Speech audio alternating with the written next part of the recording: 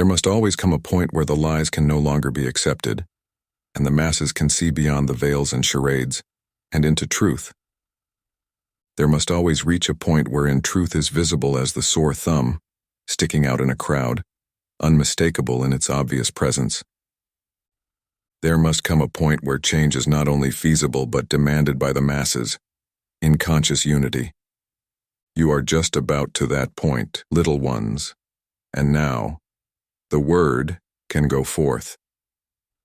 And it will fill the vacant voids left unfilled by organized, indoctrinated religious clubs, politics, government, military, and most of all, the separation of man from God by all manner of heinous lies and false teachings. You are now ready to hear truth, and know that which you hear bears the truth of God and creation. You shall then be able to hear, and in time, organize your actions into inner understanding which will then be brought without, and you can begin to function in unity of purpose, to reclaim that freedom and truth taken from you through ignorance on our part, and evil intent on the part of the perpetrators of the lies. It is the time of coming again into truth. We have had much contact with your government officials, especially in the years of the very end of the 1980s. They did not allow you ones to know of the contact, nor of the presence, and have continued to cover up the relationships established, and have continued to act in defiance of God's laws, and further unbalance the creation's organized harmony upon your planet. The ones in placement among the controllers are nonetheless critical enough in the maintenance of your social systems to ensure that the world will make some incredible leaps in consciousness during these years. The majority do not have room within their belief structures to accommodate such a grand being as an angel or extraterrestrial, so they respond to our influence as if it were coming from themselves. They feel good, they feel clear, they feel the changes in the air. They wake up a little, throw off some of their defense mechanisms, and bring a newer and fresher perspective into each situation where the point is critical. This is, however, why the thrust into violence and conditioning of the masses into violent and deviant behavior has been speeded up to incredible extent. There are many major factions on a headlong collision course, and the explosion shall indeed be great. Consciously or unconsciously, the ones we contact and touch, who can accept possibilities of perception changes, begin to more thoroughly accommodate the flow of spirit. At times they change radically and attribute their transformation to this or that mechanism. We simply enjoy the experience. We do not care how the change comes about, as long as it does come. Those who are not yet sensitive enough to sense our presence feel us as a high, as clarity, or as peace. All we touch are changed in some way. Even in the unknowing, the touch is something to leave one changed forever. If it seems to these people that the changes originate within themselves, this is all the better, for in fact, they do. We do not bring the presence of God that already exists everywhere. We assist in the removal of conceptual and emotional blocks that prevent the full experience of that presence. We work with all who are sympathetic, simple and sincere people, who feel our spirit moving, but for the most part, only within the context of their current belief system to allow growth into change, without shock to the system's learned patterns. Through communications such as these, we are forging more concise conceptual tools that these individuals and others can use to free themselves. Often, these tools are still too conceptual for the message they contain, but they are useful at this time in loosening the bars of the conceptual prisons in which so many individuals still function. If you found yourself in hell, it might be appropriate to grab a pitchfork and fight your way out. In a sense, this is the nature of our conceptual work. Once out of hell, you would no doubt set the pitchfork aside, for the tool would only be a further burden to be carried about. These concepts that we are providing at this time are strictly transitional, to be used only until such times as you no longer need them. Their ultimate purpose is the dissolution of subjective thinking, We give them freely to assist your race in releasing itself from the spell of fear and reason. Reason is a beautiful and useful process when it springs from the right premise. But the right premise is seldom the starting point for fearful creatures caught in a net of subjectivity. Only when reason is returned to its proper place in the spiritual structure of true intelligence, and used wisely in the consciousness of the Christ, will it once more begin to serve the needs of the whole. There is only one spirit, but there is no limit to the number of forms through which this spirit can express. For the moment, these forms seem important, and they are, insofar as their contribution to the whole is concerned. But as the years go by, the range of their differentiation will become of much less consequence to individuals who are sincerely offering their lives as channels through which the Spirit can work. As life is able to express through such individuals with increasing ease, they will begin to recognize each other as differentiations of the same Spirit. Such individuals could be compared to conscious nerve endings of God in matter, channeling the life flow of Christ awareness into each and every cell of the planetary being. Surprisingly enough to you, who cannot understand, by the time of the 1980s revelations, knowledge of our existence and our work was widespread, especially among the younger generation, the prime focus of our efforts at that time. Although awareness of our presence is not necessary to our work, it does facilitate the transfer of information. Many thousands were consciously working with us, and many more were not in conscious realization of that which prompted them into various actions. Many of the youth could not adjust to the contradictions of lies and truth, poor example and empty words, and thus and so, and many committed suicide in order to fulfill their mission to awaken those left in the physical form. Never judge another's actions, for you have no way to know the contract with God of another. Most of you do not even know your own contract with God and self. I suggest you get those circuits clear, dear friends. Great portents of change are in the air. Your physicists are speaking of these things in terms that defy explanation. Your psychologists are abandoning the sinking ships of conventional rationality. Your religions are exploding beyond the confines of their dogma, in the rediscovery of spirit. It is all here in the present moment but unrecognized as ones cling to the old, and final efforts are being thrust against you to pull you down. You are in that projected future shock. Open your mind to possibility. Open your eyes and see what is around you. There is a new pattern descending upon your planet. Tune into it and learn an effective way of dealing with the closing years of this phase of historical experience.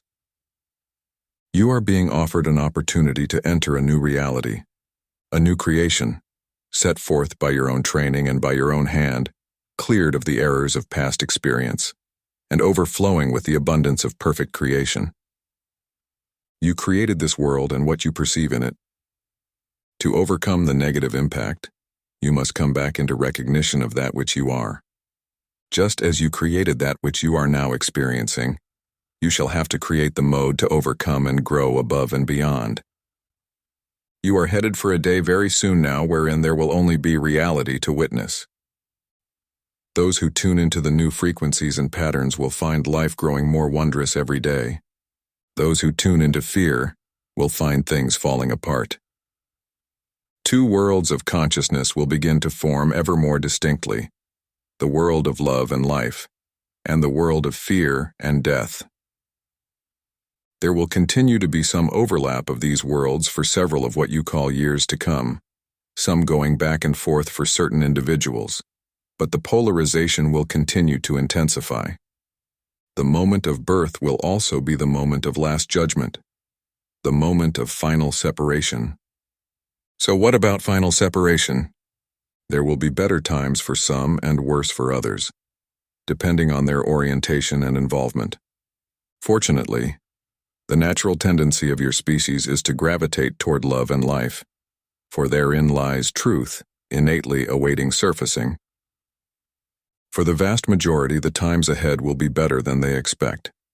For beyond the conscious facade, most ones at this time do not look forward with joy to anything. Some of the worst scenarios have already been rendered impossible, except in a few isolated pockets, where the new energies will not enter until later. The momentum of positive change is actually being felt everywhere. Remember that which you are shown and told is not truth, and therefore you must feel isolated and among the minority. There are more of your brothers around than the conspirators would allow you to know. Their downfall is assured, as you ones awaken into truth and take your power. The coming age will be a time of incredible blessing as the transition moves along. There will be a restoration of ecological balance, etc. But you can expect these things to deteriorate in the immediate experience. For change only comes after the swing into negativity reaches a peak. As you move past the negative impact, you will move into a transition of both existence and perception, and for this, a remnant must survive to make the journey. Humankind will come to peace and harmony can prevail. Planetary resources will be realistically understood and properly utilized. It will be a time of revelation, during which the mind and plans of the Creator will be made clear for all to see. It will be the time when the final stage of incarnation becomes fully manifest in form, when Spirit, working through a fully awakened and responsive humanity, constructs for itself a mobile physical body. Human individuals will not function in such cumbersome fashion as they do today. They will go about their tasks with the grace of dancers, performing to a music that each will hear on his or her own frequency of soul. Through these melodies in harmony, God will sustain each of his contextual identities in supreme fulfillment. Specific melodies will change with each environment, with each moment, with each task. Yet a consistent overall pattern of relationship will constitute the new identity of mankind. Yours is not a tame God to be confined in reverent concepts, but a vibrant, playful energy, the very soul and spirit of life. He comes to earth not to be somber and devout, but to dance, sing, and enjoy that which he has created. Do not allow the gravity of your planet to weigh upon your consciousness. You have been aware of the effect of gravity on material objects, but it has only been recently, in your outer travels, that you have begun to realize that that which holds you to the physical and enslaves you to the physical binds and limits consciousness as well. You have been misled and brought down by the very physical concepts which are set forth to entrap you into the false path of a destiny of separation. You will find that the physical is only a mockery of the delights and experiences of spirit in consciousness. Do you remember when you were but small children and the world seemed fun and exciting? Be like those little children again in your anticipation and curiosity for truth. Come play with us in the wonderland of matter. It is long years that you have dreamed of your entry into these realms. Your dream has come true, and you fail to see of it. Wake up and see where you are. If the world sees the happy exuberance of the awakening Creator shining in your eyes and thinks that it is irresponsible in light of this or that growing crisis, patiently explain to them what is happening. Remind them of how it has to be to reach beyond. Tell them something of the new perspective. Show them the possibilities in taking control and power for self. Do not present yourself as a silly clown, but come into the joy within your own presence in the moment of your being. Tell them what you are experiencing and what they might experience too, and what together you might change and accomplish to reverse the negativity upon your wondrous placement. Allow others to see that peace and serenity are not yours alone, but the reflection in your life of a being who will always be at his greatest ease. Do not put on a facade of pious foolish appearance. Be self, and be at peace. Do not allow this preview of that which is to come distract you from the work that lies ahead. Do not store the specifics of this vision in your mind, and then expound upon them with rational extrapolations. Feel the spirit of all that we have been sharing. Embody it practically in your daily living. The vision is real, beloved friends, but there are necessary steps to occur before what is already done in spirit becomes likewise accomplished on the physical earth. You are the means of those steps, the mechanism that the Lord has designed to implement His will in the realm of form. In the stillness of your innermost being, contact Him. Gain His clarity, purpose, and direction. When you have received instructions and discovered your area of service, go forth and do what needs to be done. We are prepared to join in conscious communion, those members of your species who have experienced psychological death and rebirth. Before our help can materialize, however, there must be more openings on human levels. We are unable to commune with humans whose vibrational fields are distorted by ego factors, emotional reactions, excessive conceptualization, or past-future orientation. In such cases, our presence would force their vibrational patterns into alignment with ours, robbing them prematurely of a portion of their own identity. We are only able to work with those who are consciously aware of who they are and what they are doing.